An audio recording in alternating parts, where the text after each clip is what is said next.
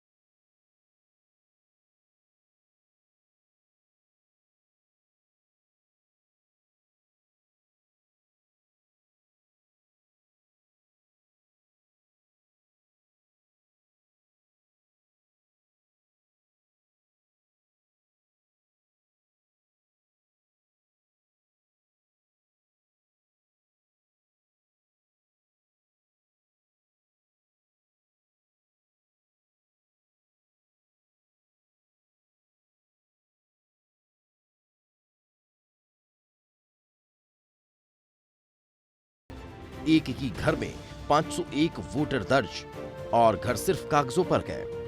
हरियाणा में 1,24,000 फर्जी फोटो वाले वोटर, हजारों लोगों के वोट हरियाणा और उत्तर प्रदेश दोनों जगह, इनमें कई बीजेपी नेता और कार्यकर्ता।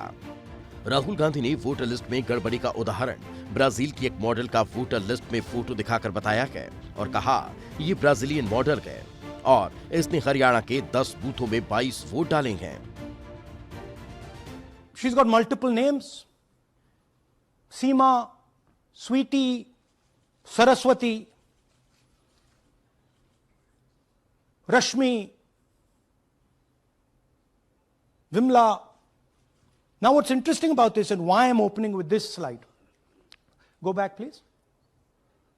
Why I'm opening with this slide is because this happens in 10 booths.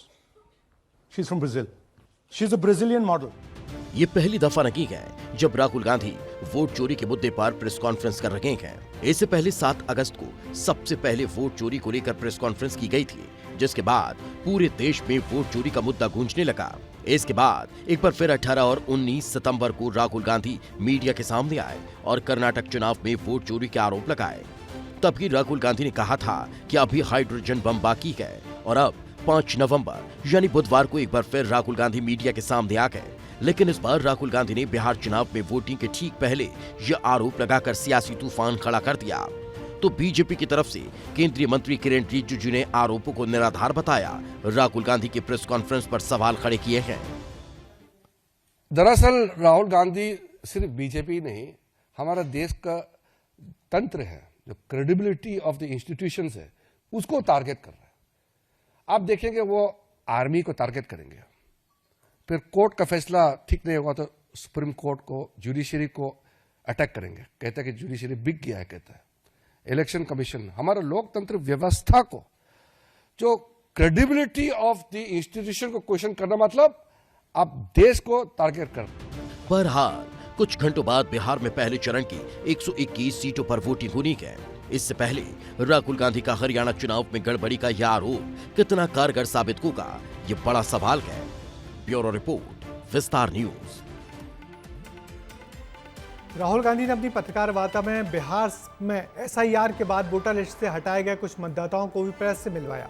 उन्होंने कहा कि चुनाव आयोग एसआईआर की आड़ में कांग्रेस के वोटरों के नाम काट रहा है।